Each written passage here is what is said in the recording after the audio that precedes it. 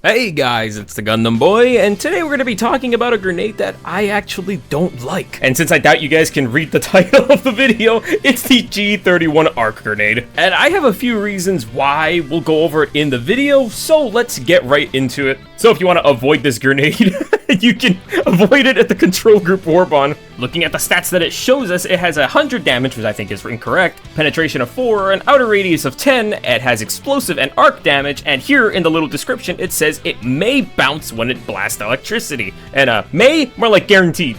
And that bounce is unpredictable. Once that grenade is thrown on the ground, it just kind of has a mind of its own and will choose whatever direction it goes in. Which means if you're not wearing the 95% arc resist, that means the grenade has a chance of bouncing back and one-shotting you. This thing has a mind of its own and it will proceed to bounce in whatever direction it feels like, which can sometimes get close enough to hit you. And you think this grenade would roll down a hill like a slight slope if it landed on it, but no, it would proceed to bounce back up if it felt like it. If you don't like your balls getting tased, then you can wear the medium armor arc resist and you can tank a fair amount of the electricity damage, making it a fair defense against this unpredictable grenade. Unless you're standing between 3 of them, then the electric resist armor won't really help you too much in the end. But if you're using the control group's bleeding edge armor, which has a 50% defense from arc, you will still die, making this grenade a kind of grenade you want to throw and get as far away as possible from. Oh, and you think the heavy armor will protect you? Well, maybe against the first blast, but don't get hit by the second one, it's game over. Since a kill zone armor has only 50% arc resistance as well, you still also will die. Oh wait, I didn't die. Either the directional shield or the shield generator backpack can also protect you from a few of these blasts before your shield goes down. It's kind of bad when I have to warn you about how to defend yourself against this grenade before you actually start using it against the enemies. If you like consistency in your grenades, then you're probably not going to like the arc G-31 too much. You also can't destroy bot fabs.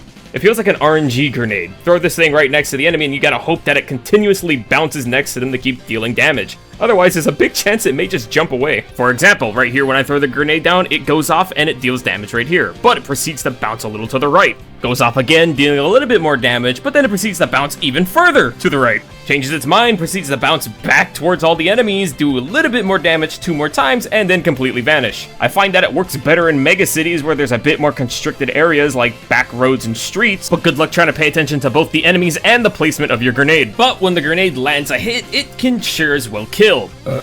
Excuse me. I found the niche use of it being able to take down group patrols very easily, but I will have to say it's still very inconsistent since that grenade may bounce away from the patrol group. But how does it fare against heavies? Sure, it has a penetration level of 4, but let me paint the picture for you. So the scenario is a behemoth charger is coming to maul your shit. So he charges towards you, you throw the grenade, and you land the stun, allowing you to take down the charger. But if you mistime your throw and the charger goes through it, oops, reinforcement. Then we have scenario 3, where the arc grenade lands a hit, stuns the charger, but due to the unpredictable nature of where it jumps, it goes away, letting the charger roam around again.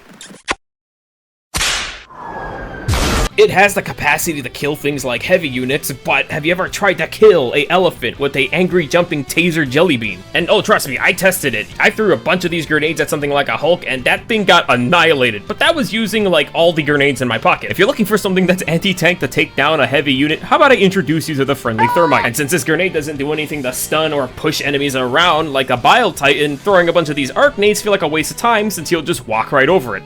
Even if I threw all 6 of them, he just kind of didn't care. Even using a grenade on something as slow as an impaler feels like a waste of time because these little jumping bastards boing away before they can do any reasonable damage to put him down. And it took about 5 grenades for me to put down the impaler. Maybe in a perfect universe where the grenade doesn't jump 10 football fields away from the enemy, then I think it would do pretty good.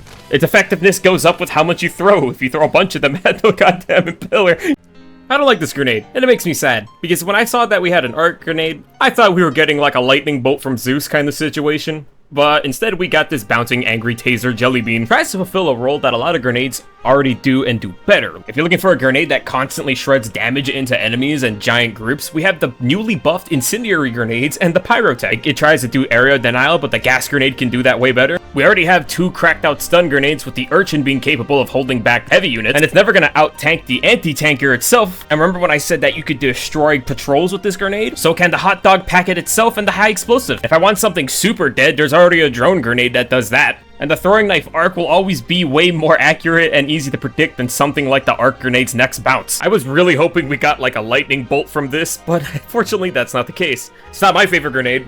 If you guys like it or have some kind of use for it, leave it in the comments down below because I don't know, I don't like it.